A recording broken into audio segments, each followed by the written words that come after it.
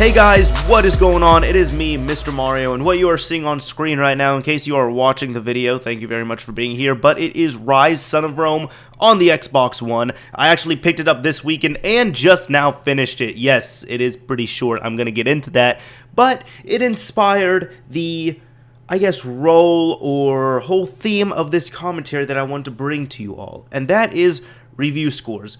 Do they matter? How much do they matter? When should you follow them? Well, first off, I don't want to sound counteractive with anything, or I don't want to sound like a hypocrite. I myself, yes, I enjoy reviews. I have done reviews on this channel, in case you don't know. For any long-standing viewers, you've probably noticed I've done reviews here and there.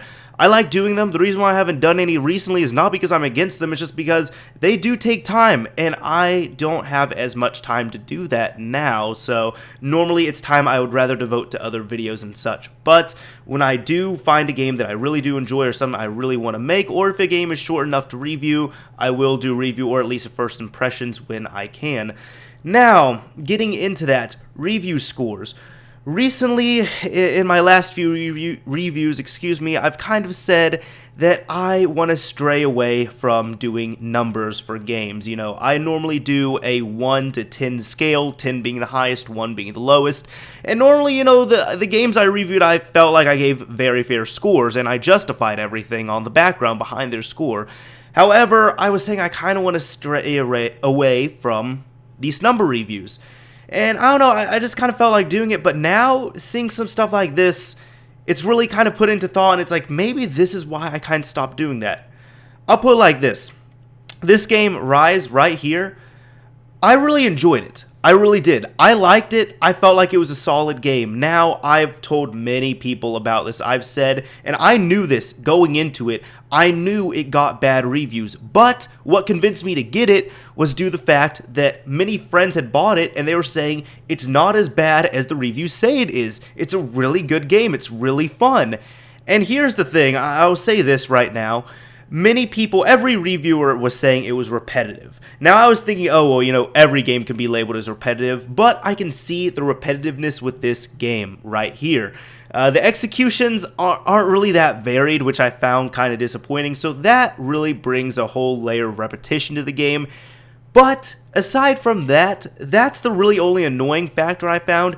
If you understand that the game itself is short, it can take 4 or 5 hours to beat, yes, it's that short, but if you come to terms with that, you'll enjoy the game. I can promise you that.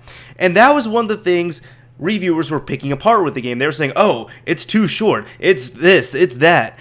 And it was getting low review scores. It was getting like 5s, 6s, 7s out of 10s, which were, you know, pretty low review scores. I'll put it like this. There were several sites where Call of Duty Ghosts, which I feel like is probably the most boring Call of Duty to come out in years, and least innovative one, if anything. Well, calling Call of Duty innovative is already a joke, but even though no one's laughing, many of these sites were scoring Call of Duty Ghosts, which is a completely separate game, I understand that, but they were scoring that higher than Rise, which I don't understand. And let's stray away from Rise for a bit. I'm going to come back to this. Let's talk about one of my Game of the Year contenders. Right now, my Game of the Year is between Grand Theft Auto 5. Right now, I'm probably going to say there's two separate ones. Grand Theft Auto 5 is my Game of the Year if you're picking a sequel. But if you're picking an original game, Beyond Two Souls. Hands down, that's it.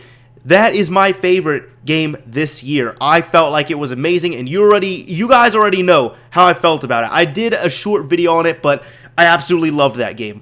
But that is another game that got low review scores, and this is what started annoying me with it. I wanted to play it before. I had always been interested in it, and it had Ellen Page. It was by Quantic Dream. I was like, I have to play this. Now, here's the problem. People were judging it before they even tried it. People were... I'll give this as an example, okay? One of my friends, I remember, one night I was talking with him, and he primarily plays on PlayStation, as you all know. I play primarily, you know, on Xbox. So I talked to him, and I asked, oh, hey, have you played Beyond Two Souls? And he replied, oh, I heard the reviews on that game sucked. Now think about it like this.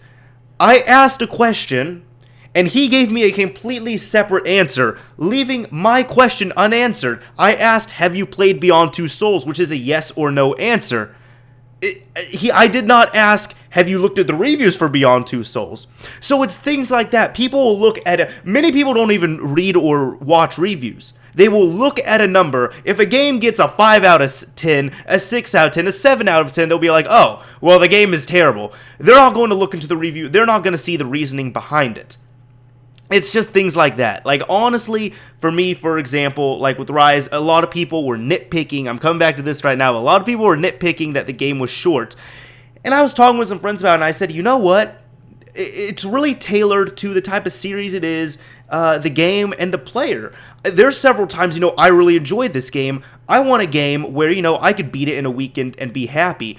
I don't want every game I go out and buy to be a $40, like a 40-hour adventure that I have to sit down and play possibly for months on end, Now, there's games like that, like Grand Theft Auto 5, for example. That took me at least 30, 35 hours to beat, and I thoroughly enjoyed that. I recognize Grand Theft Auto is one of those games. Rise and even Beyond Two Souls, they are short games.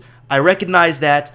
I understood it, and I really enjoyed them for what they are. They didn't seem like, they were going on for too long or anything like that. Now, going back to this with people avoiding games just because they see a number for something, not even checking out the review, there's other people that then pretend that they act like they pretend that they have the consoles, they have the games, whatever it is. There are several people, for example, I was having a discussion with a few people with Rise on the Xbox, pretty much everyone who had played it enjoyed it. The people who had not played it were saying that they were the ones bringing in the review scores. They were saying, oh, well, it got low reviews. There was one specific guy who came in who I know doesn't have an Xbox One, so he can't even play the game at all, but he was just like, oh, Rise got terrible reviews. And I came in and I said, I don't care.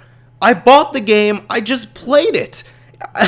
I really don't care if this person from this website said the game is bad. I myself think the game is good, and you of all people should not be judging the game if you're just pulling review scores because you have not given it a chance. You haven't tried it. Now, yes, I understand sometimes you can't rent a game, people don't want to rent games, sometimes, it might just be a money issue where you don't want to drop money on this game. But what I'm trying to say is do not blindly follow review scores. If I blindly followed review scores, I would have never gotten Rise, and I would not have enjoyed it. I felt like, I was needing a game like this. I don't know what it was, but, Dead Rising, it's great. Forza is great, but I wanted something, I guess, different. I hadn't played a game like this in a while. I wanted something that was different from zombies and racing. That was it, and Rise delivered it for me, and I really enjoyed it. But the same thing with Beyond Two Souls. Now, I was really excited for that game, but if I decided at the last minute to not play it because it got really bad reviews, I would have missed out on one of my favorite games of this year, and one of my favorite games I've played on the PlayStation 3. I mean, that's just it. So, there's several people that are like that as well, where I know another game, I'm not a big fan of the Batman series, for example, but Batman Arkham Origins, that came out recently, and it got subpar reviews, like decent to good reviews, or subpar, you can say, anywhere around there.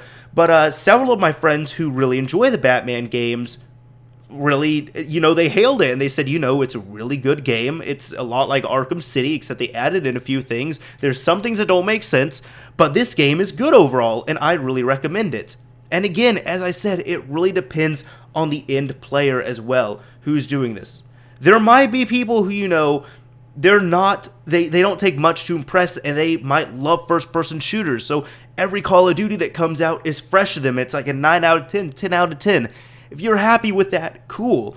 There are some people who love to play games that take at least 40, 50 hours to beat the main storyline. So they're going to think, short games like Rise, for example, are just abominations. And maybe Grand Theft Auto is subpar because it only takes about 20, 25 hours, if that, to beat the main story. And then there might be other people who absolutely hate long games or hate certain style of games. So it really all depends on the person. That's why I'm saying at least try a game, at least look into it, but don't let a review deter you completely. Now, if you look into it and you're seeing, oh, this is definitely not my kind of game, it's not what I was expecting, then yeah, you can shy away from it. But don't just look at a score and say, oh, this game got a bad review, I'm not going to play it. I encourage you, Just try it at one point somehow. You might be impressed, even if it's just a sleeper hit. Another game I could think of is Remember Me that came out earlier this year. It got decent to low scores, but I played it, and yeah, it's nothing special, but I really enjoyed it, and for me, that's actually my sleeper hit of the year. I really enjoyed that game.